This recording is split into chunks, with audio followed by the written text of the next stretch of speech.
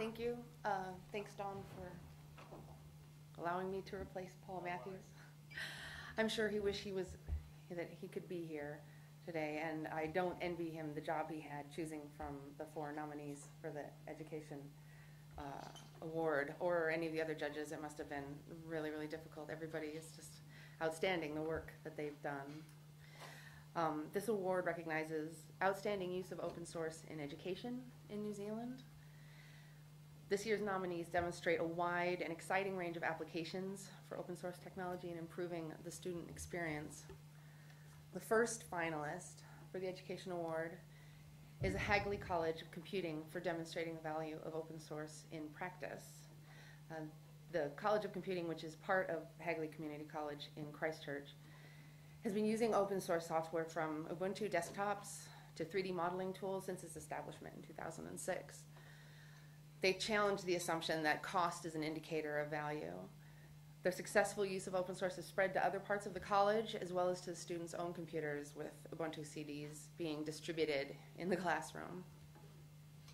The students are using open source on a daily basis, and the college is introducing projects such as battling robots that encourage students to actually modify and extend the tools they're using and then return those modifications to the community.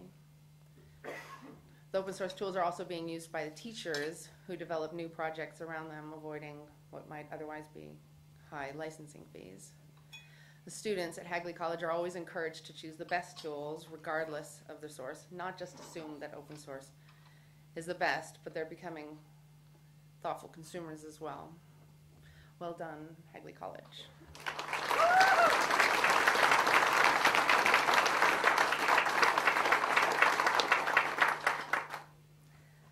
The second finalist we've already heard about today is Mahara, the New Zealand-led open source e-portfolio project. Mahara allows students to collect and showcase their work throughout their lifetimes, bringing that with them. Mahara has allowed students to do this for free instead of having to pay large fees, as many other companies do. They've also provided the social networking that's necessary and critical in today's industry environment for students to succeed. All right.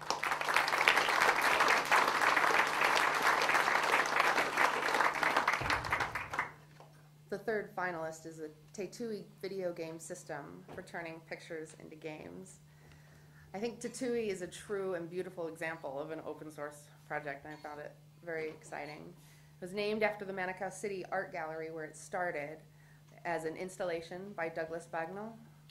Te makes it possible to take a drawing on pen and paper and magic it into a computer game on the screen. And anyone with young children or who works with children and computing can immediately see the exciting possibilities that this sort of software opens up. By making Te open source, Douglas hopes that his young project will become much, much more. He's already begun porting it to the One Laptop for Child XO platform, which means it could soon be available to millions of children all over the world. Douglas used open source tools, Creative Commons sounds, and he has the whole thing running on a Linux box, of course. Now that Te is under the GPL license, it's going to be really interesting to see how his project progresses.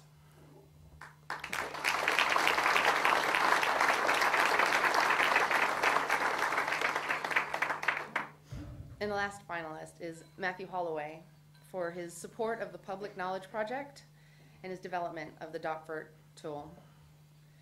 Traditionally, academics who wished to publish their work had to do so through one of the expensive commercially run journals. The Public Knowledge Project is at the forefront of the so-called open access movement, which enables the creation and maintenance of online academic journals.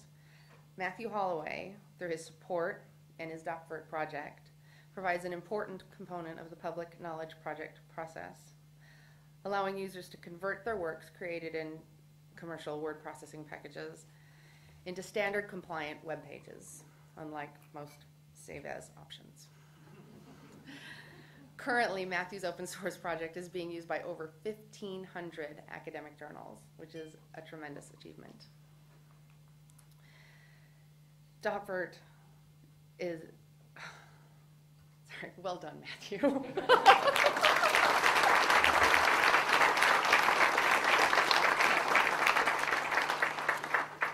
And the winner for open source use in education is Mahara.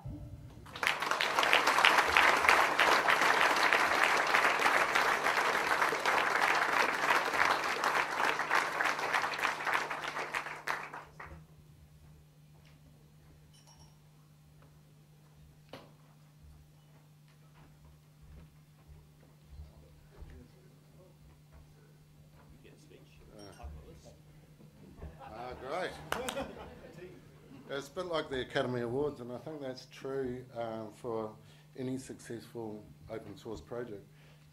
There's a lot of contributions and stakeholders involved to make something really successful. And colleagues on this side from Massey University, absolutely integral to the start of this. I'd like to mention some core funders right at the beginning, Tertiary Education Commission, subsequently Ministry of Education, and particularly Murray Brown there for his support. Coders, you have to say something, Nigel. You are the lead developer. Hi, Mum. I'd actually really like to thank Catalyst, who allows me to work on open source full time. It's a really cool job.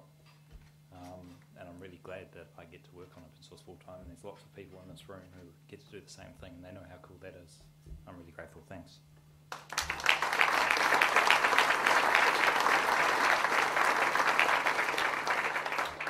Meredith Henson too.